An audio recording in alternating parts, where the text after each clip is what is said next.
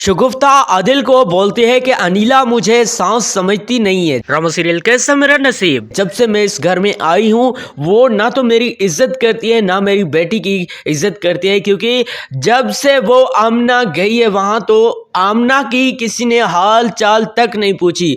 तो आदिल जो है शगुफ्ता को बताता है कि देखो जितनी तुम्हें है आमना की उससे भी ज़्यादा अनीला को है, क्योंकि आमना के लिए अनीला जो है वकील ढूंढ रही है कब का, और उसे वो मिल ही गया है और वो वकील ऐसा है कि आमना को बाहर ला के ही रहेगा। इधर जो है रूबी कहती है कि मैं जो है ऐसा नहीं होने दूंगी, क्योंकि मेरे साथ ये हुआ है वो हुआ है तो मैं ऐसा कैसे होने दे सकती हूँ।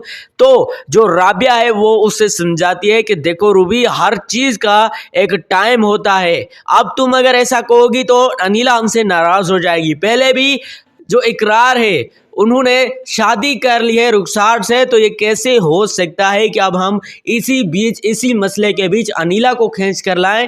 ऐसा बिल्कुल नहीं हो सकता। यहाँ पर हमें एक काम करना चाहिए कि अनीला को बैठकर समझाना चाहिए, ना कि उसे धमकाना चाहिए। अनीला को हम ये कह सकते हैं कि देखो आमना वैसी जैसी भी है वो कभी नहीं सुधरेगी। वो रूबी जो है बोलती है कि ठीक है अनीला से मैं बात करने के लिए तैयार हो जाती हूँ, ठीक है अनीला को बुलाओ।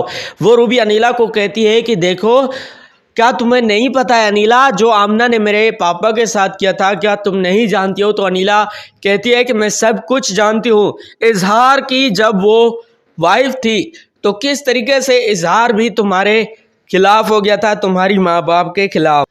अनीला बोलती है कि मुझे सब पता है, मुझे बताने की ज़रूरत ही नहीं है। आप लोग मुझे क्यों ऐसी बातें कर रहे हो, मुझे सब कुछ पता है, आप लोग टेंशन ही ना लो, मुझे सब पता है इन सब चीज़ों के बारे में। इधर जो है आदिल शगुफ्ता को बताता है कि अनीला अभी भी गई है इसी सिलसिले में कि आमना को बाहर ला सकें, लेकिन शगुफ्ता जो है एक बात भी नहीं सुनती है आदिल की, और उसे बस यही लगता है कि आदिल और जो अनीला है वो सिर्फ और सिर्फ मेरा टाइम वेस्ट कर रहे हैं ताकि आमना कभी भी बाहर ना आ सके, सिर्फ और सिर्फ इसी वजह से। यहाँ पर जो फराज साहब है उसे अपनी गलतियों का एहसास हो जाता है कि मैं ये क्या कर बैठा हूँ। शगुफ्ता और अनीला के झगड़ों के बीच मैंने अपनी इज्जत गंवा दी है, सारी की सारी इज्जत गंवा दी है इन दोनों के बीच। काश मैं ना आता इन दोनों के झगड़ों के बीच तो आज जो है मेरी थोड़ी बहुत तो इज्जत बची होती, लेकिन शगुफ्ता और अनीला के झगड़े ने मेरी सारी की सारी इज्जत जो है वो मिट्टी में मिला के रख दी है।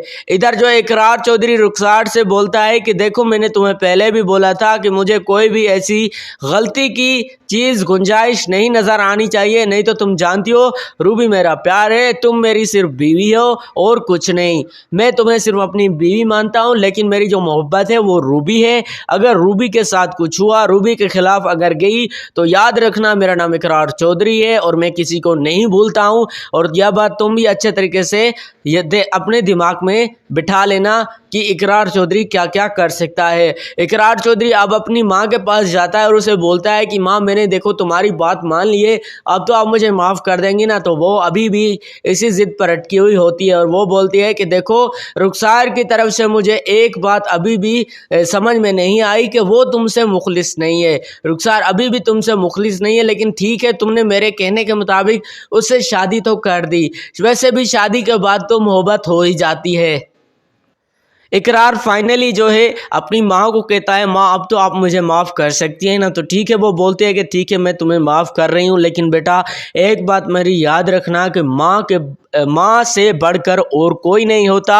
ये जो माँ होती है ये जो माँ होती है ये कभी भी अपने बच्चों का जो है बुरा नहीं सोचती है। इकरार चौधरी बोलता है कि मैं सारी उम्र ये आपका एहसान नहीं भूलूंगा, आपने मुझे माफ़ कर दिया है, पता नहीं मैं खुशी के मारे अब यहाँ पर कैसे बैठा हूँ। तो इकरार चौधरी जो है ये सब बातें कर रहा होता है और उधर दूसरी जानिब जो रूबी है उससे अपने गम की बस हमेशा पड़ी रहती है कि इकरार ने मेरे साथ धोखा किया, ये किया। इकरार ने जो है किस तरीके से रुखसार से शादी करके इकरार ने मेरा सारा का सारा भरोसा तोड़ दिया। शगुफ्ता को तो अब जैसे मौका सा मिल गया है, शगुफ्ता तो अब जहां जाती है सिर्फ यही कहती है। अब आदिल जा रहा होता है, आदिल को रोक के बोलती है अनीला का मैंने जो भी एक छोटा मोटा जो भी होता था दुख वो मैं अपने साथ बांटती थी। बचपन से अनिला का हर एक दुख मैं अपने साथ बांटती आई हूँ, लेकिन वो आवारागर्दी करने से रुकी नहीं रही। जब जाती है, जहाँ जाती है, बस यही कि शगुफ्ता ऐसी वैसी। लेकिन आदिल उससे बोलता है कि देखो ऐसी बात नहीं है, वो तुम्हारे बारे में ऐसा बिल्कुल भी नहीं सोचती है। वो सिर्फ अभी आमना के लिए परेशान है कि आमना को किस तरीके से बाहर लाए। सिर्फ और सिर्फ वो इसी वजह से इस घर में नहीं बैठ रही कि आमना को किस तरीके से बाहर लाए।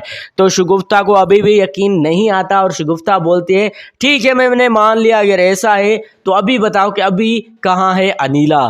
तो आदिल बोलता है कि अभी भी अगर तुम्हें यकीन नहीं तो चलो मैं तुम्हें लेके चलता हूँ। यहाँ पर फराज साहब जो है, फराज साहब की एंट्री होती है। फराज साहब बोलता है चुप हो जा शगुफ्ता, बहुत हो गया, तुम दोनों की वजह से मेरे घर का जो सुकून है वो बर्बाद हो गया है। मेरे घर का सुकून और चैन सारा का सारा तुम दोनों ने खराब कर दिया है। तुम दोनों की वजह से हमेशा ही हमारे घर में झगड़े होते हैं।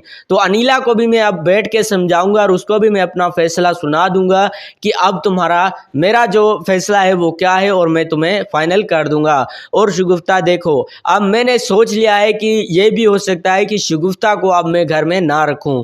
शगुफ्ता बहुत ज़्यादा परेशान होते हैं कि फराजी ये आप क्या बोल रहे हो। यहाँ पर सरफराज साहब बहुत ही ज़्यादा कॉन्फिडेंटली ये कह देता है शगुफ्ता को कि देखो मैं तुम्हें कुछ ही घंटे का टाइम देता हूँ, या तो अपनी गलतियाँ मान लो या तो अनिला से माफ़ी मांग लो, या फिर अनिला को भी मैं यही कहूँगा कि एक दूसरे से माफ़ी मांग लो। लेकिन भैया शगुफ्ता को तो बस एक ही बात होती है कि आमना को किस तरीके से बाहर लाया जाए, ताकि अगर आमना बाहर ना आई तो मेरा क्या होगा, ये होगा।